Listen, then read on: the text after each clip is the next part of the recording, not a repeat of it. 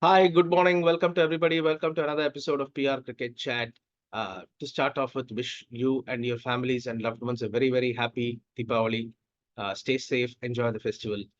Coming to the cricket, 2-0 scoreline. And when people had said 2-0 is the scoreline before the third test in Mumbai, I think every single sane cricket follower would have said, okay, India 2-0, can they complete the whitewash and seal their place in the WTC?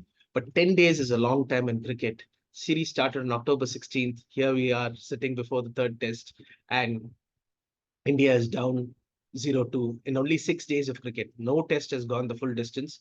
Bangalore, there was 1 day of rain. India managed to lose.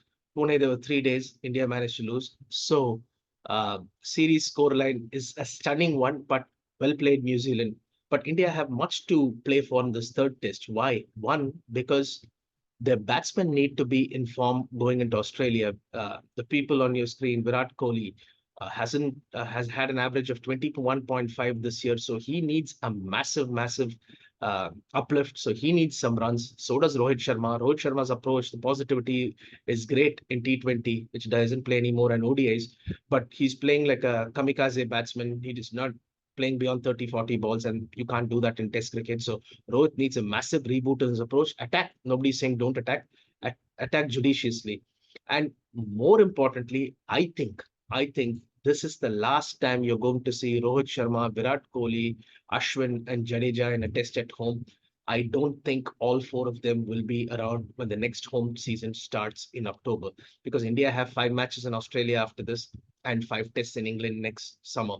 And the next home test is next October against the West Indies. So I don't think you'll see all four of them. You may still see Ashwin and Virat Kohli, I think, but I don't think you'll see for all four of them. And because I think Rohit Sharma's fitness is deserting him, so is his form. I don't see him making it through 10 tests, 5 in Australia and 5 in England, and still captaining the Indian team. I think there will be a massive reboot after the Australian series if things don't go well for India, and it always has to start with the captain. So this is a massive uh, test for the four of them. Potentially, last time four of them could be playing on Indian soil in a test match. And I think special mention to Ashwin and Jadeja, because if not for them, India's home streak of 12 years would have been over a long time back. I've forgotten the times they've bailed you out with a ball. A number of Man of the Match awards Jadeja and Ashwin have won. Man of the Series awards that Ashwin has won. And so many times they've rescued the lower order. The minute the lower order started failing, the cracks started appearing, because the top order hasn't scored any runs consistently over the last 4 5 years, except for those pitches against England, where the proper pitches in early this year. Anyway, onto the game. I think India must rest Bumrah. Bumrah has had 4 tests on the trot: two against Bangladesh, where he did a lot of bowling, and two against New Zealand. You could say he didn't bowl much in Pune, but I think there is no point risking Bumrah, because India has the tools to win on this pitch without Bumrah. Akashdeep is a fine bowler. Trust him. India can win without Bumrah. You need Bumrah in Australia, because Rohit Sharma is not going to be available for at least one test, maybe two. I don't know. And Bumrah, being the designated vice captain, is going to captain. So he will play at least 3 to 4 tests in Australia. So I don't know how much his body can hold up, because minus Bumrah, this Indian attack is very ordinary in Australia. We'll talk about that another day. So the only change I am expecting, and hopefully the management will make, us sit Bumrah out and bring Siraj back in. I'm not a big Siraj fan, to be honest.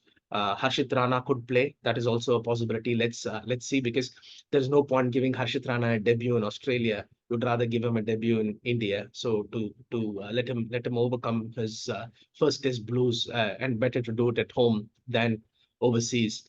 From a New Zealand perspective, I see only one change. Ijaz Patel has been very disappointing, and I think Matt Henry comes back in for Ijaz Patel, because Glenn Phillips has done the second spinner job very admirably, along with Mitchell Sackner and Pune, and Glenn Phillips bowled brilliantly in Bangalore also, when he got the wicket of Virat Kohli. I think Rohit Sharma, the captain, needs to really come with better game plans. Pushing men out onto the boundary from the first over of the test match really doesn't sit well. Not trying to attack, not trying to take wickets. I think he was behind the game, didn't read the game properly. Frankly, he didn't expect to be in the situation. And when he was in the situation, he didn't know how to react. And I think the senior players could have stepped up, told him. Maybe they did, they didn't, I don't know. But his captaincy was very, very ordinary. And Tom Latham, as I said on the show a couple of times, out-captained him the first two tests. So let's see what the third test brings. I also read an interesting article that India is looking for a rank turner in Mumbai.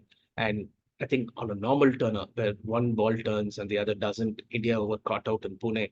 And a rank turner, where every ball is going to behave differently, it bridges the gap between the two sides even more, because I still feel India has the better spinners in Ashwin and Jadeja and Washi. Whereas Mitchell Santner and Ijaz Patel cannot hold a candle to them on proper cricketing surfaces. The same Mitchell Santner was taken for uh, I think he bowled 70 overs in Sri Lanka for one wicket on a proper wicket. The first 2 days, the ball didn't turn, and Mitchell Santner was nowhere in the picture.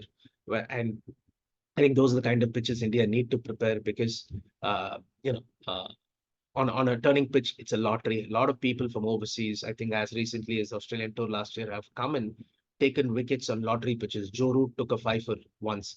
So on a true pitch, I think the cricketing skill matters, which India has with Ashwin and Jadeja and Washi. On a true turner, I think it's a lottery, and India could be caught out and could go down 3-0. I think uh, to for themselves and for the sake of the WTC and for the fans and for the confidence, India need to prepare a normal pitch, and if they prepare a normal pitch, they should win in Mumbai. India has never been blanked 3-0 at home in a test series of three or more. They've lost 3-0 to the mighty West Indies in 83, 84, but that was a six-test series. They've never lost a three-test series by the score of 3-0, and I'm sure they'll be trying to avoid that. Once again, happy Deepavali to you all. Continue to support this channel. Please like, share, and subscribe this video. Tell your friends and family, and your feedback on the show is very, very important and required. Thank you and have a great day.